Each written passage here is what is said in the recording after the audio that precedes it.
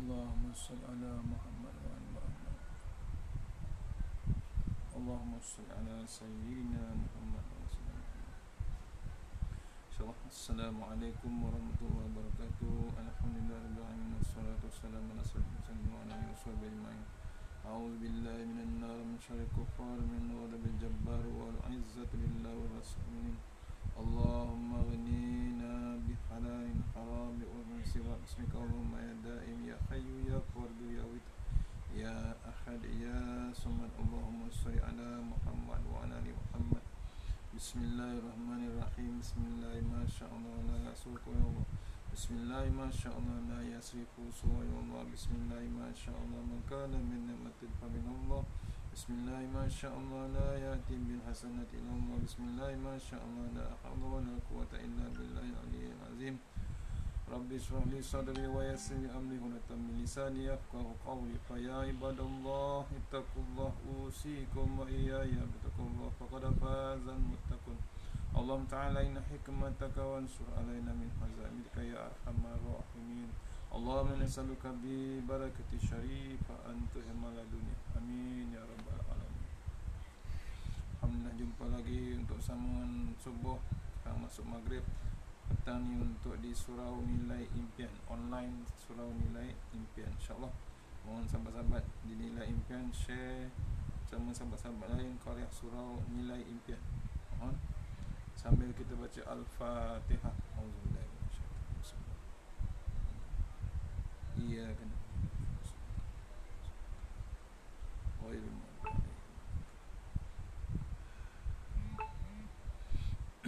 Mohon sahabat-sahabat share.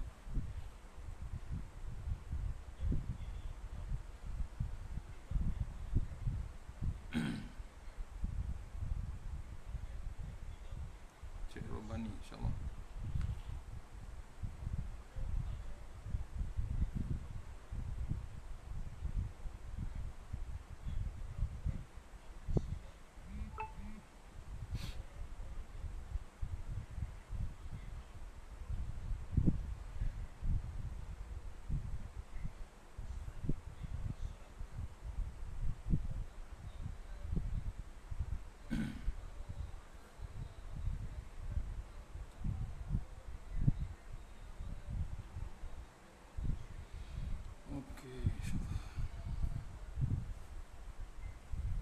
Share di status atau Facebook insyaAllah. Boleh share.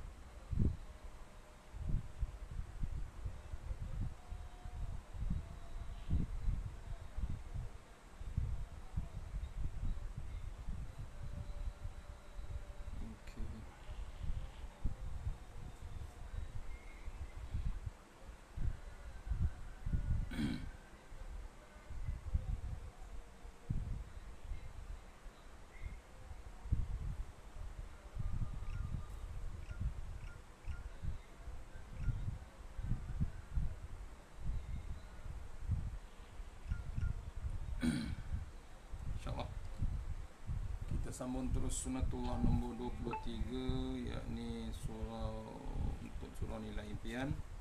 Siapa yang berhati mulia, berhati lembut, pasti banyak orang akan mendekati ataupun ramai orang nak mendekati. InsyaAllah muka surat 263 insyaAllah. Siapa yang kitab Sunatullah karangan Dr. H. Mustafa Umar. InsyaAllah Sunatullah yang ke-23. InsyaAllah sama-sama kita baca. Auzubillahi minasyaitonirrajim. Satu lagi sunatullah yang berlaku di alam ini yang mesti kita ketahui, yang mesti kita ketahui, iaitu siapa yang berhati lembut pasti akan banyak orang, akan ramai orang akan mendekati kita. Iaitu jika memiliki hati yang lembut, maka banyak atau ramai orang akan mendekati kepada kita. Jika banyak, ya. Sekejap.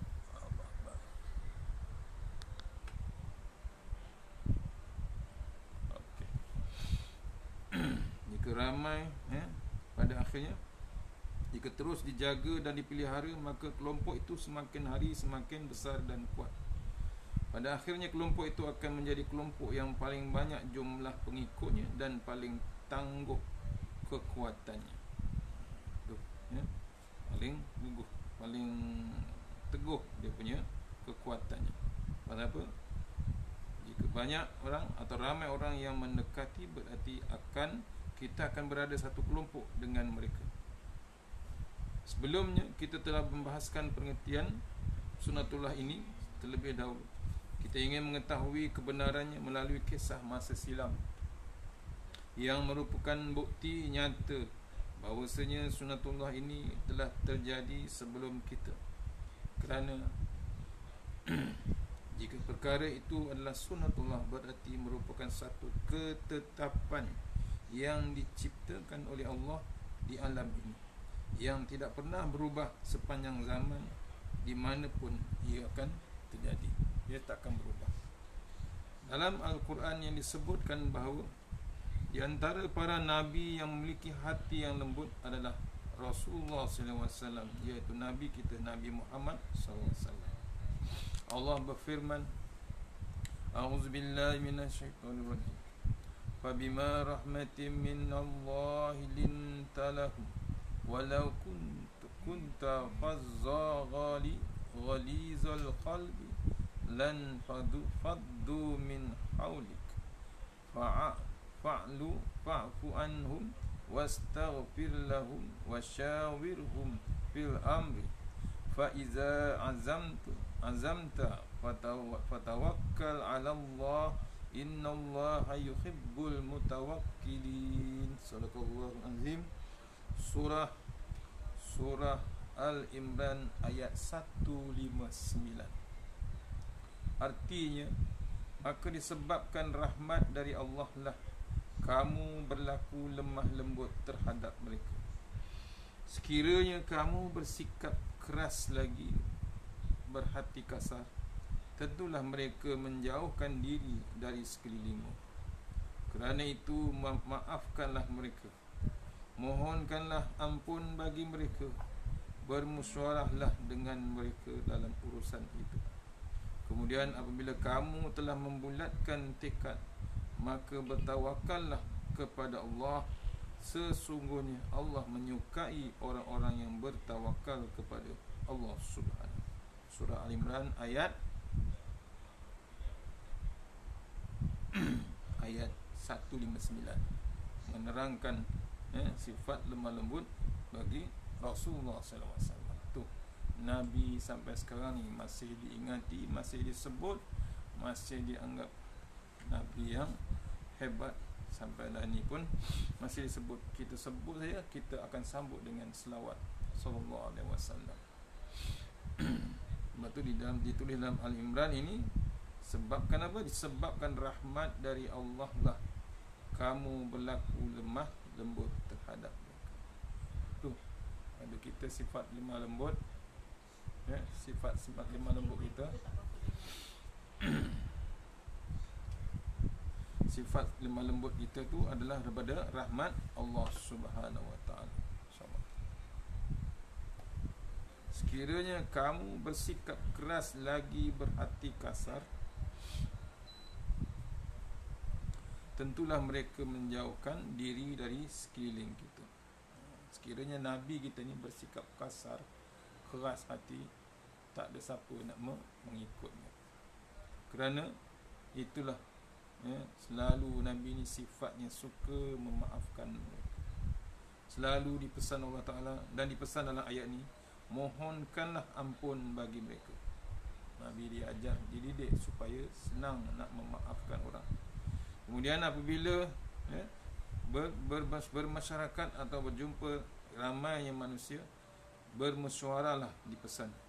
Tidak boleh buat keputusan terus. Nabi disarankan dalam ayat ni, bermusyawarahlah. Kita pun sebenarnya macam tu, tak boleh buat keputusan sendiri. Pastikan kita bermusyawarah, meeting dulu baru kita buat keputusan. Dan urusan tersebut, kemudian bila kita telah membulatkan tekad, bila dipesankan dalam ayat ni, bila kita membulatkan tekad kita, maka bertawakallah kepada Allah Ta'ala. Maksudnya kita Tak ada lain, kita bergantung, kita serah terus kepada Allah Ta'ala. Apa nak jadi, jadilah, kita serah. Janji kita bertawakal dengan Allah, serah bulat-bulat kepada Allah Ta'ala. Sesungguhnya Allah menyukai orang-orang yang bertawakal kepadanya. Allah Maha Pengampun, lagi Maha Mengetahui, lagi Maha Penyayang. Bila kita suka bab bertawakal, maksudnya kita serah terus kepada Allah Ta'ala, Allah amat menyukai. Ini surah Al-Imran ayat 159. Ayat di atas menjelaskan bahawa Allah telah memberikan rahmat kepada Rasulullah SAW, Nabi Muhammad SAW. Dan dengan rahmat tersebut, maka Nabi Muhammad SAW dapat bersikap lemah lembut kepada manusia. Dan dengan sifat lemah lembut, itulah manusia semakin banyak mendekati kepada Nabi Muhammad SAW. Dan hubungan mereka semakin dekat dan erat. Sampailah ni walaupun masih lagi dekat dengan Rasulullah SAW. Dimulai dari diri sendiri. Ketika itu hanya diri Nabi sendiri yang beriman kepada Allah dan kepada kebenaran yang diturunkan oleh Allah. Setelah menerima wahyu pertama di Gua Hira, maka Nabi bergegas kembali ke rumahnya dan meminta kepada Siti Khadijah agar menyelimuti tubuh Rasulullah SAW yang masih berada dalam keadaan gemetar. Setelah keadaan baginda membaik, ataupun pulih semula, maka baginda pun menceritakan apa yang terjadi. Baginda sangat takut terhadap peristiwa yang baru saja terjadi. Takut jika peristiwa itu akan menyebabkan dirinya terhina. Ini proses Nabi mendapat wahyu daripada Allah Subhanahu Wa Taala. Namun dengan cepat Siti Khadijah menjawab, tidak sama sekali. Demi Allah, sesungguhnya Allah tidak akan menghinakan kamu, wahai suamiku, kerana engkau senantiasa menjalin hubungan silaturahim, memikul beban kesalahan, menolong orang yang tidak punya, memberi makan tetamu, dan berusaha menyelesaikan rintangan yang menghadang kebenaran. Dengan itu, maka Nabi telah mendapat orang lain yang mau bersama-sama dalam satu kelompok yang baru. Jika kita perhatikan daripada jawapan Siti Khadijah, bila kita tengok bab jawapan Siti Khadijah, tampaklah bahawa kelembutan hati Nabi merupakan pertimbangan utama yang membuat Siti Khadijah percaya kepada kebenaran yang diterima dan disampaikan oleh Nabi Muhammad SAW. Ini lembutnya Rasulullah SAW. Pasal apa? Siti Khadijah meyakinkan Nabi tidak sama sekali, demi Allah, bimbangnya Nabi menyebabkan dirinya terhina. Jawapan Siti Khadijah dengan jawapan yang semangat, apa dia? Tidak sama sekali, demi Allah, sesungguhnya Allah tidak akan menghinakan wahai suamiku. Kerana Rasulullah SAW senantiasa menjalin hubungan silaturahim. Nabi tak pernah putus hubungan silaturahim. Kepada siapa pun, dia tetap menjaga hubungan. Memikul beban kesalahan. Kadang-kadang dipikul kesalahan orang lain. Menolong orang yang tidak punya. Nabi sering dan selalu sangat membantu orang. Memberi makan tetamu dan berusaha menyelesaikan rintangan yang menghadang kebenaran. Nabi tetap berpihak kepada bab kebenaran, selesaikan dengan cara yang benar. Dengan itu maka Nabi telah mendapat orang lain yang mahu bersama-sama dalam satu kelompok yang baru. Jika kita perhatikan dari jawapan Siti Khadijah, tampaklah bahawa kelembutan hati Nabi lah merupakan pertimbangan utama yang membuatkan Siti Khadijah percaya kepada kebenaran yang diterima dan disampaikan oleh Rasulullah SAW. Setelah Siti Khadijah, maka satu persatu penduduk Mekah mendekati dan masuk Islam. Semakin hari semakin besar jumlahnya. Sesungguhnya peribadi Nabi Muhammad SAW yang memiliki hati yang lembut itu merupakan penyebab utama dari semua itu. Memang sudah menjadi sunnatullah. Siapa yang berhati lembut, maka ramai orang pasti akan banyak mendekatinya. Ya, salah satu Nabi punya karakter yang lembut, hati yang lembut tu, itu yang diikuti oleh ummah dia. Jika ditemukan bahawa di sana ada orang-orang yang menjauh dari Nabi Muhammad SAW, bahkan menetapkan diri mereka sebagai musuh beliau, maka ketahuilah bahawa hal itu bukan disebabkan kerana hati, bukan kerana hati lembut yang dimiliki oleh Rasulullah SAW, akan tetapi disebabkan kerana hati yang keras dan kasar yang mereka miliki. Hati yang kasar itu membuat mereka menjadi dengki kerana kerasulan Nabi Muhammad SAW, akan menjatuhkan kedudukan dan kekuasaan mereka. Jadi jika mereka menjauhkan, maka berarti tidak ada hubungannya dengan diri Rasulullah SAW yang memiliki hati yang lembut. Itu bimbangnya pembesar-pembesar Quraisy zaman tu.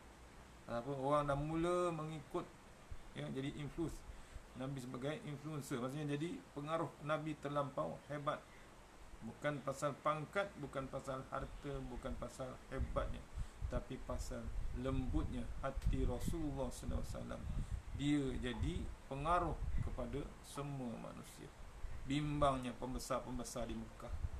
Akhirnya pembesar tu bimbang, dia jauhkan diri pada Rasulullah SAW. Dibimbangi jatuh kedudukan mereka dan jatuh kekuasaan mereka. Tu sampai ke tahap tu. Bukan pasal harta, bukan pasal kuasa, bukan pasal kaya, tak.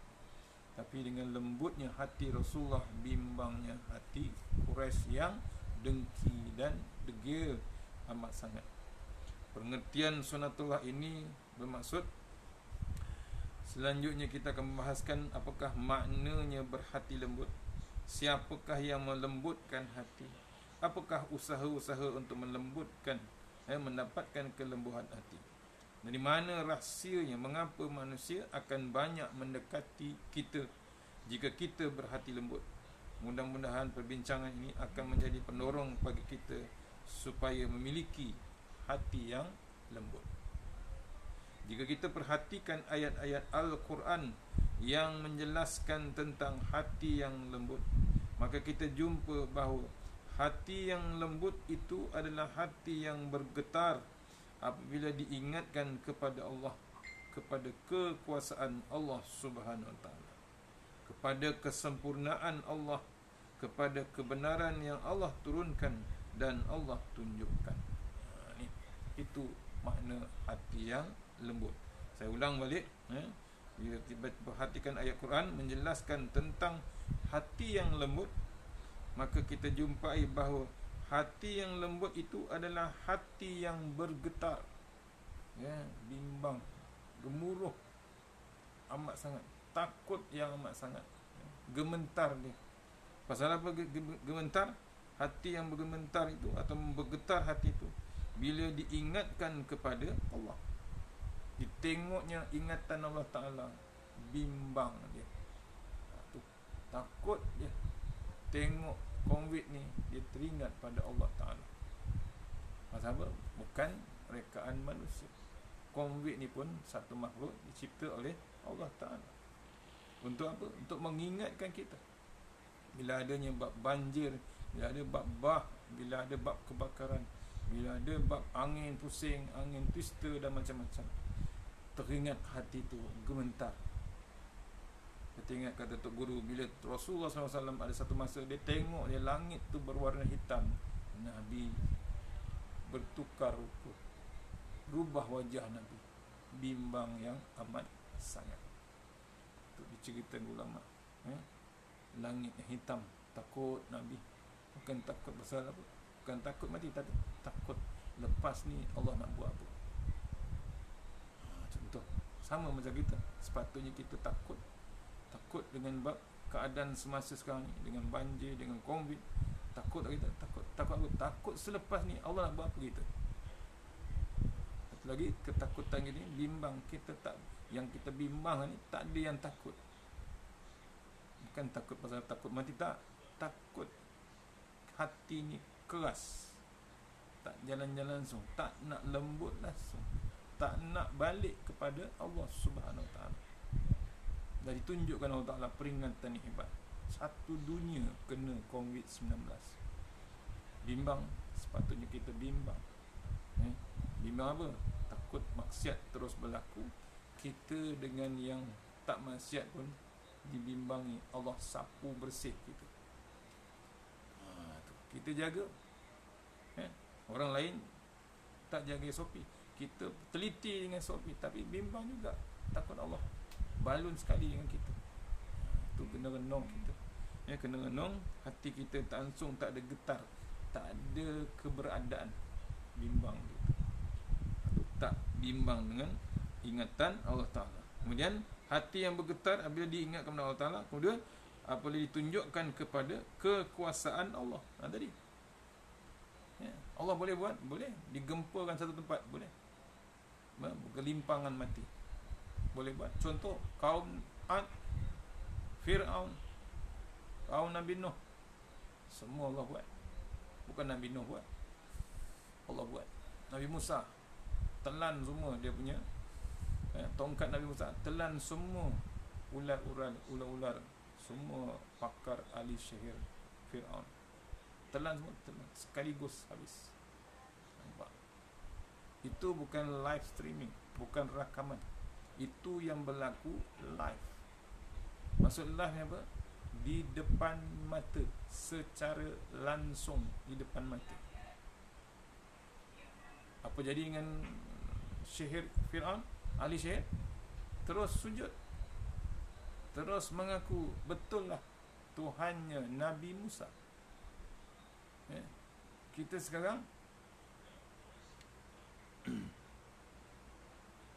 mikrofon jauh, dah dekat ni, ada komen suara.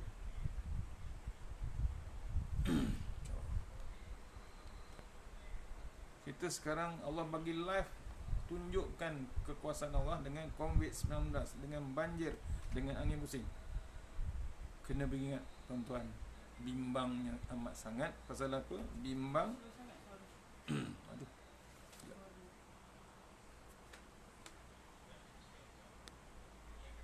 Dah buka. Orang komen ni kalau suara tak keluar.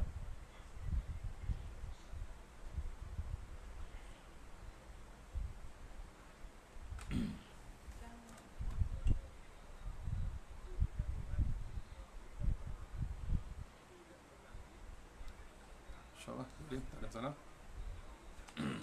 Yang kita bimbang ialah, bimbangnya kita ialah kita tak beringat langsung apa yang Allah tunjuk tu, kekuasaan Allah Subhanahu Wa Taala.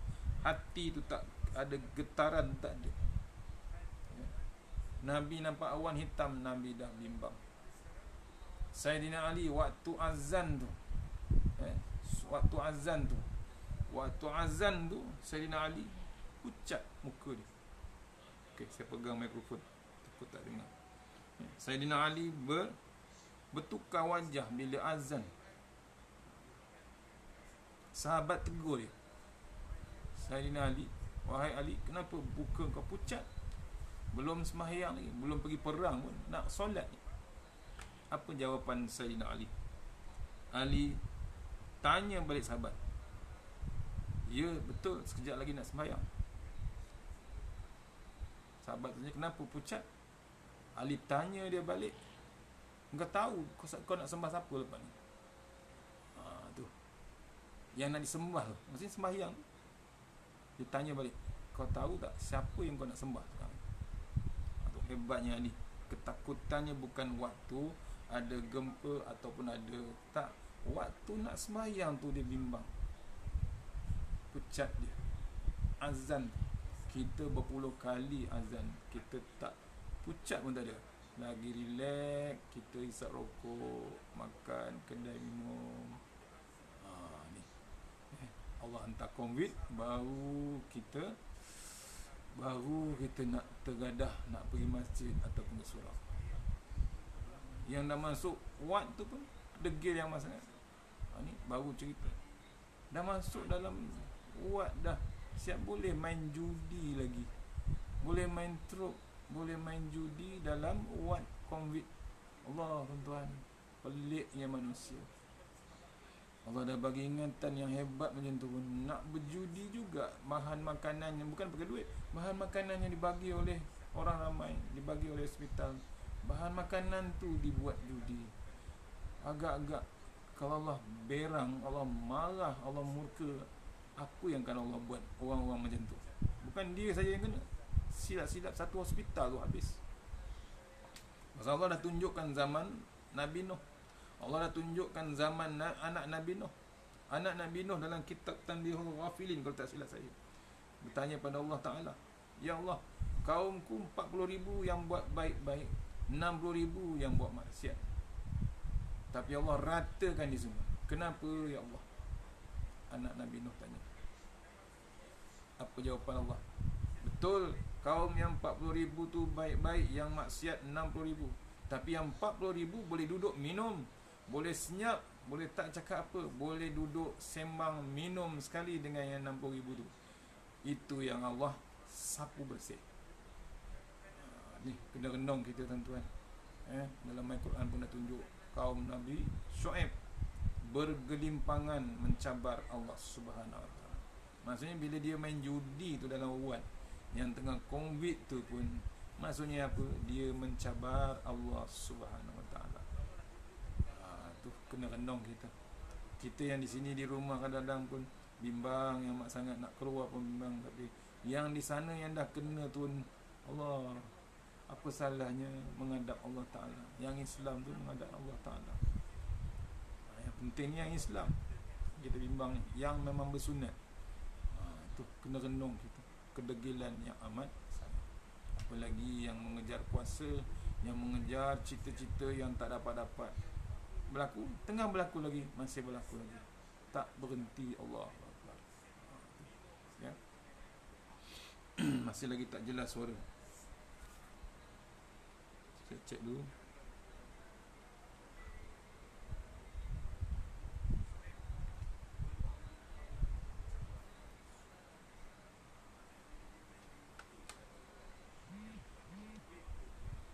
Saya cubalah, mungkin internet problem juga. Sini internet pun slow juga. Saya check, double check internet, InsyaAllah. Okay.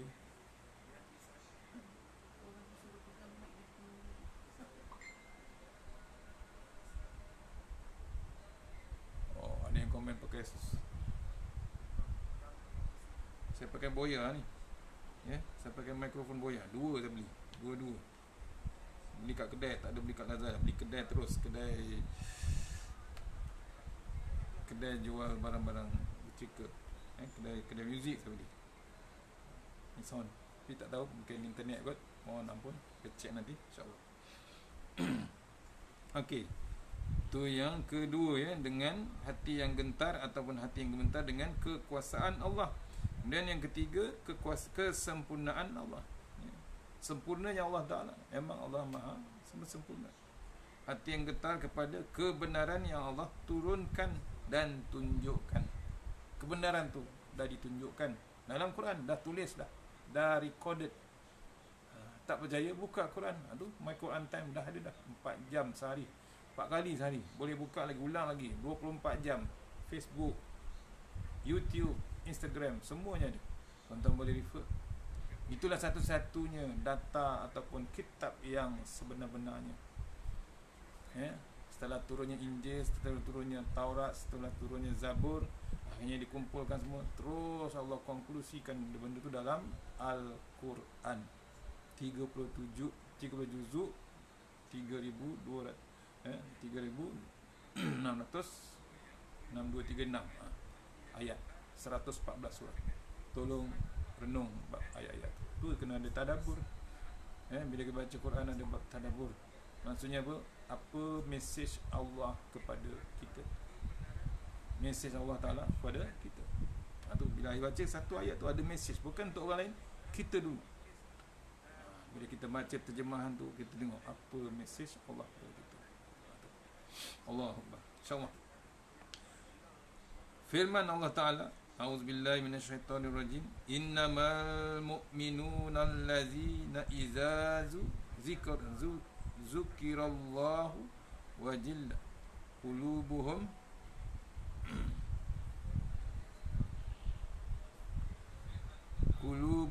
wa iza tuliyat alaihim ayatuhu wa zartuhum zadathum imanna wa ala rabbihim yatawakkalun. Surah Al-Anfal ayat 2. Sadaqallahul azim. Artinya, sesungguhnya orang-orang yang beriman itu adalah mereka yang disebut, apabila disebut nama Allah, gementarlah hati mereka. Dan apabila dibacakan kepada mereka ayat-ayat Allah, bertambahlah iman mereka kerananya. Dan kepada Tuhanlah mereka bertawakal. Surah Al-Anfal ayat 2.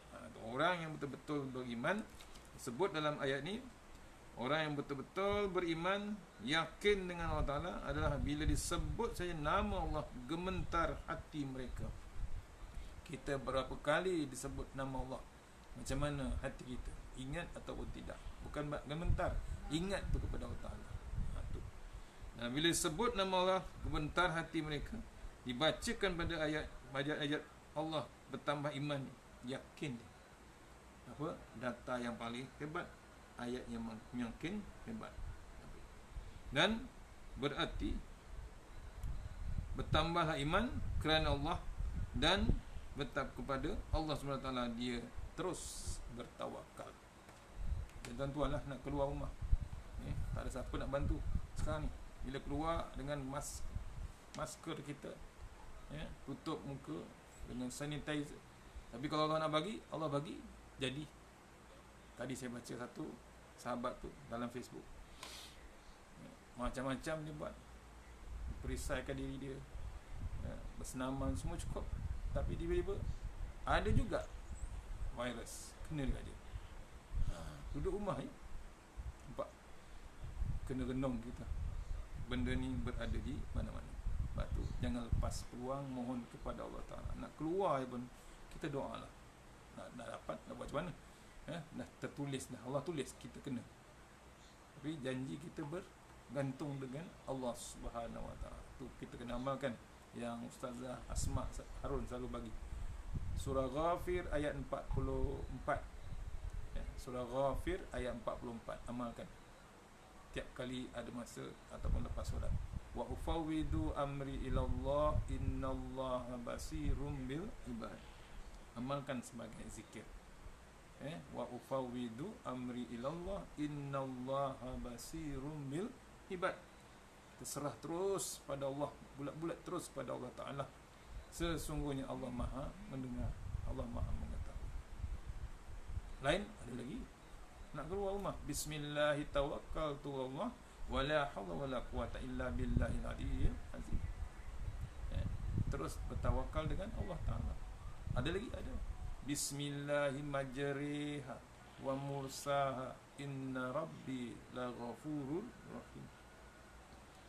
Doa nak keluar rumah, doa naik kenderaan, lagi doa naik kenderaan, alhamdulillahillazi sakhkhara lana hadza wa ma kunna lahu muqrinin. Itu sampai habis doa naik kenderaan. Yang Nabi guna waktu Nabi dikepung oleh orang Quraisy, surah apa? Surah Yasin 1 sampai 9. Surah Yasin. Tuan Guru Datuk Ismail Kamus pesan pagi-pagi sebelum matahari terbit, pagi-pagi surah Yasin. Bukan satu surah kita baca, surah Yasin ayat 1 sampai 9. Ayat pertama Yasin ayat 9, wa ja'alna min baini aydihim saddan wa min khalfihim saddan fa'aghshaynahum fahum la yubsirun. Mohon itu 1 sampai 9 kita amalkan. Guru Datuk Ismail Kamus turunkan. Bila dah habis Yasin sampai 9, kita tutup Sadaqallahul Azim. Masa baca Yasin tu kita niat. Waktu sebut Yasin tu kita sebut. Waktu kita sebut Yasin tu kita niat dalam hati, ya Allah, jauhkan musuh, pandangan musuh yang nampak ataupun yang tidak nampak. Niat. Amalkan daripada subuh sebelum matahari terbit. Ini saya dapat daripada Tuan Guru Datuk Ismail Kamus. Ya, 1 sampai 9, kemudian sadaqallahul azim. Hujung tu kita tutup dengan syahatil wujuh. Syahatil wujuh. 7 kali. Surah Yasin. Tadi surah Ghafir ayat 44. Wa ufawwidu amri ilallah innallaha basirun bil ibad. Itu pembaca. Itu tiap-tiap kali waktu kita amalkan. Jangan miss. Lagi satu, subhanallah bihamdihi subhanallahil azim. 10 kali. Itu pun salah satu tulisan. InsyaAllah nanti akan share lagi di tempat lain yang ada. Balik pada kitab tadi. Mana tadi? Ya, sesungguhnya orang-orang yang beriman itu adalah mereka yang apabila disebut nama Allah, gementarlah hati mereka. Apabila dibacakan kepada mereka ayat-ayat Allah, bertambah iman mereka kerananya. Dan kepada Tuhanlah mereka bertawakal. Ya. Kau pula. Sikit lagi.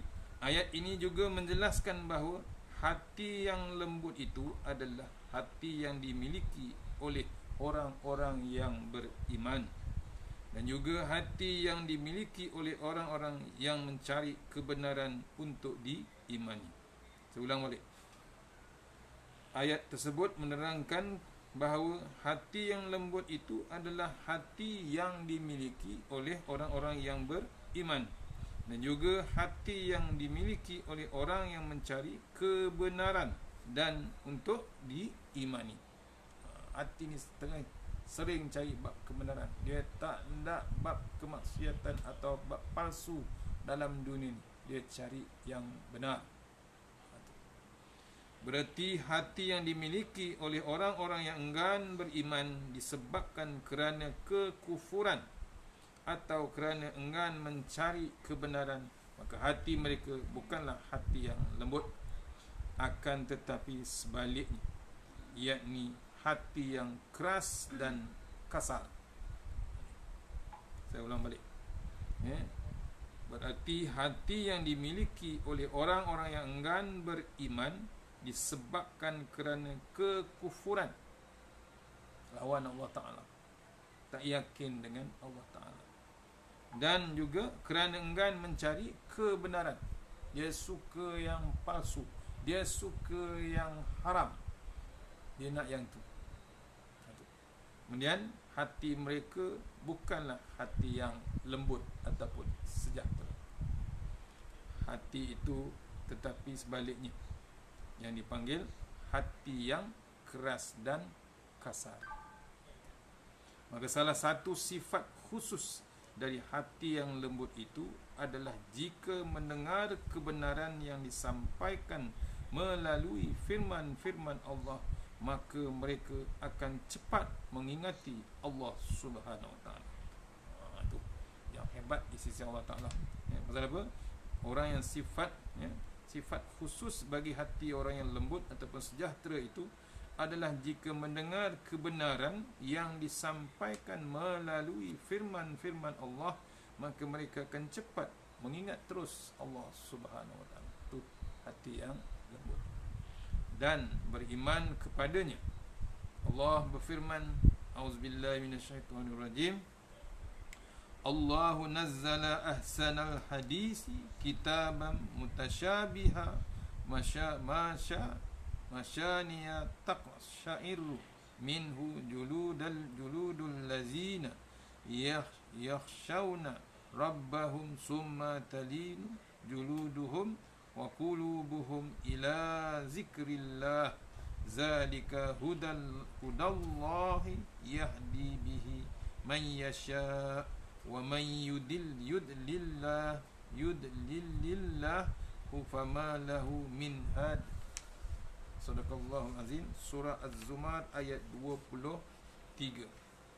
Artinya Allah telah menurunkan perkataan yang paling baik, iaitu Al-Quran, yang merupakan yang serupa dengan mutu-mutu ayat lagi berulang-ulang gemetar kerana kulitnya orang-orang yang takut kepada Tuhannya. Kemudian menjadi tenang kulit dan hati mereka di waktu mengingati Allah. Itulah petunjuk Allah yang dengan kitab itu dia menunjuki siapa yang dikhendakinya. Dan barang siapa yang disesatkan Allah, maka tidak ada seorang pun memberi petunjuk baginya. Kita bimbang, Allah sesatkan kita. Itu mohon kepada Allah Ta'ala. Panjang lagi bab cerita hati yang lembut ni. Mudah-mudahan kita berhenti takat turun dah masuk insya. Mohon ampun dan maaf. Kita sambung esok InsyaAllah lepas My Quran Time subuh besok. InsyaAllah dalam pukul 7 atau 7 suku kita sambung Sunnatullah ni bahagian kedua. Panjang lagi. Ada lagi 9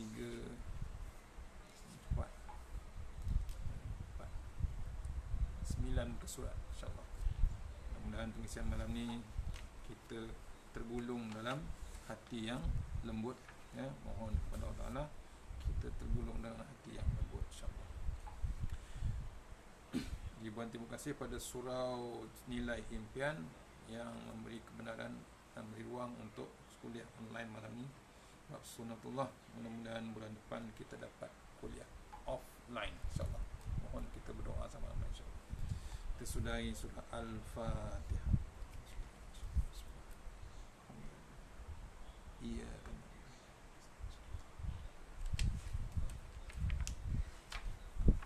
A'udzubillahi minasyaitonir rajim. Bismillahirrahmanirrahim. Allahumma tawil a'marana wa sahih ajsadana wa nawwir qulubana wa sabbit imanana wa ahsin a'malana wa wasi' arzaqana wa ilal khairi qaribna wa anishari amina wa qih wadina fid din wa dunya wal akhirah. Ya Allah, panjangkan umur kami, sihatkan badan kami, terangkan hati kami, tetapkan iman kami, elokkan amalan kami, luaskan rezeki kami, dekatkan kami kepada kebajikan dan jauhkan kami daripada kejahatan, tunaikan hajat kami. Allahumma anta rabbi la ilaha illa anta khalaqtani wa ala ahdika wa ahdika mastata'tu a'udzubika min syarri ma sana'tu wa a'udzuka bi ni'matika alayya wa abu bi dzambi faghfir li fa innahu dzunuba illa anta. Tasanna al-jabaru wa tasamna al-malakut khallazi la yamut isrifanna al-bala wal waba innaka ala kulli syai'in qadir. Bismillahirrahmanirrahim. Bismillahi khairil asma. Bismillahilladzi la yadurru ma asmi azza. Bismillahil kafi. Bismillahil muafi. Bismillahilladzi la yadurru ma asmi syai'un fil ard wa la fis samai was samiul alim. Bismillahi ala nafsi wa dini. Bismillahi ala ahli wa mali. Bismillahi ala kulli syai'in a'tani rabbi. Allahu akbar, Allahu akbar, Allahu akbar. Allahu rabbi la usyriku bihi syai'an nazjaruka wa jalla tanaruka wa taqaddasat asma'uka wa la ilaha ghairuk. Allahumma inna a'udzubika min syarri kulli jabbarin anid wa a'udzubika min syarri kulli syaitanin marid wa min syarri qada'is su wa min syarri kulli dabbah anta akhizum min asiyatiha. Inna rabbi ala siratim mustaqim. Bismillahirrahmanirrahim. Bismillahi ma sya'allah la yasuqu khayrullah. Bismillahi ma sya'allah la yasrifu suwainallah. Bismillahi ma sya'allah ma kana min ni'matin faminallah. Bismillahi ma sya'allah la ya'ti bil hasanati ilallah. Bismillahi ma sya'allah la hawla wa la quwwata illa billahi al-aliyyil azim. Rabbana atina fid dunya hasanah wa fil akhirati wa qina azaban nar wa qina azaban nar wa sallallahu wasallam walhamdulillahi rabbil alamin. InsyaAllah mana yang tak dapat baru masuk tadi boleh tengok di Facebook audio kuliah insyaAllah. Mohon boleh cek di audio kuliah Facebook ataupun YouTube insyaAllah. Assalamualaikum warahmatullahi wabarakatuh.